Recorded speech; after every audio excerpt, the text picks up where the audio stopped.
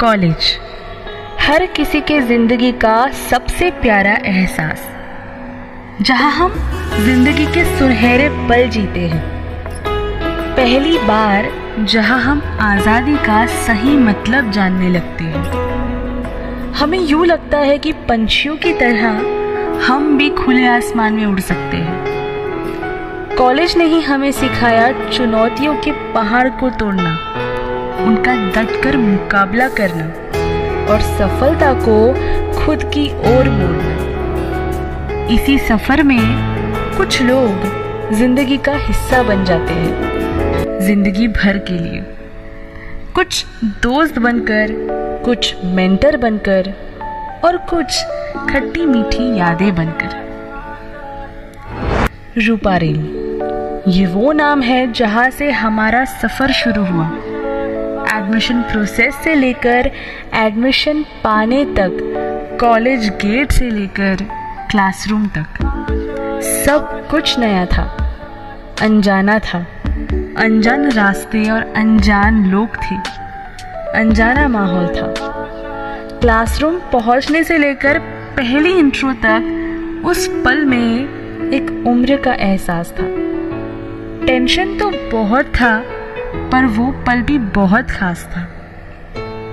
पर इन अनजाने एहसासों को आदत बनने में कितना टाइम लगता है। रूपा रेल आदत से होने लगी थी हमारी।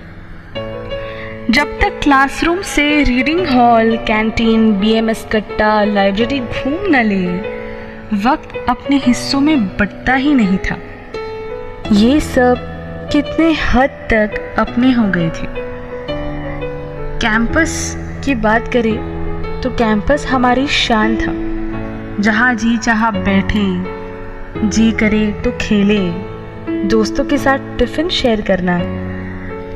रूपांगन को भला हम कैसे भूल सकते हैं। वो हमारे दोस्तियों का और हमारे सफर का गवाह है। कैंटीन में ढूंढी काका, वो उछल कूद करती बिल्ली, वहाँ की चाइनीज भेल, शेजवान डोसा, इन्हें शायद ही हम भूल पाए। दोस्तों के साथ जिंदगी आसान लगती थी। उनके मजाक उड़ाने के तरीकों में भी अपनापन था। हम बांटते थे अपने अपने दुखों को, संजोते थे, साथ मिलकर कुछ सपने देखते थे, कुछ कॉम्प्रोमाइज भी करते थे, एक दूसरे के लिए जीते थे, ऐसे जैसे मानो यही सब अपने हो। दोस्तों के बर्थडेज तो जैसे होली और दिवाली थे। पढ़ाई करें या ना करें, लेकिन annual day, traditional day, rose day, tie day और ऐसे कई दिन थे जो हमें जीना सिखाते थे। रूपा रेल बगीचा बन जाता था इन दिनों, हर तरह के फूलों से सजा बगीचा। लड़कियों में खूबसूरत और लड़कों में हैंडसम दिखने के लिए जैसे रेस लग जाती थी।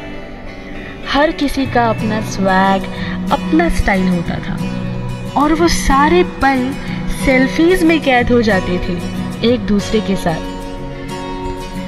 गणेश चतुर्थी पर बाप्पा के आगमन का माहौल क्या कहे, पूरा कॉलेज स्वर्ग सा नजर आता था। दोस्ती यहाँ तक ही सीमित हुई नहीं थी, साथ में असाइनमेंट्स कंप्लीट करना, उन्हें सबमिट करना और ग्रुप स्टडी की तो बात ही अलग, जहाँ स्टडी सबसे कम होती थी। टॉपिक्स और डाउट्स के ऊपर भी बातें होती थी कभी कभार। रिजल्ट्स के दिन खुद कितने भी टेंशन में क्यों ना हो, दूसरों को तो क्लियर हो जाएगा करके भरोसा दिया जाता था। और फिर लास्ट ईयर सब अचानक रुक सा गया। कोरोना आया, सोचा सब वक्त के साथ ठीक हो जाएगा, लेकिन अब तक नहीं हुआ। यार, हम सब ने बहुत कुछ प्लान किया था। किसी ने लेक्चर ईमानदारी से बैठने का प्लान, तो किसी ने अपनी गैंग के साथ मस्ती करने का प्लान, यारों से मिलना, एक दूसरे की टांग खींचना, ग्रुप वाली गॉसिप्स, सब कुछ मिस करने लगे हम।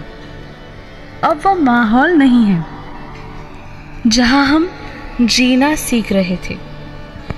माहौल एकदम ठंडा है, कैंटीन वाली महफिल की जगह अब ऑनलाइन वीडियो कॉल्स होने लगे। गले मिलके जो खैरियत पूछी जाती थी, अब वो जगह ऑनलाइन चैटिंग ने ले ली। एग्ज़ाम टाइम की सबमिशंस और शेयरिंग तो यादों में ही रह गए। और साल बीत गया, लेकिन कुछ पहले जैसा सही नहीं हो पाया। आज आखिरी दिन था एग्ज़ाम का। जिस मंजिल के लिए निकले थे वहाँ तक शायद पहुँच तो गए हैं, पर सफ़र अधूरा रहा। और अब तो रास्ते भी अलग होंगे शायद, जो आगे जाके एक दूसरे से शायद ही मिल पाए। ये सपने और ये रास्ते हमें कहाँ लेके जाएंगे पता नहीं। मंजिलें हमें मिल भी जाएंगी, लेकिन वो जिनके साथ हमने ख्वाब देखे थे, उन मंजिल के वो उस पल हमसे दूर रहेंगे।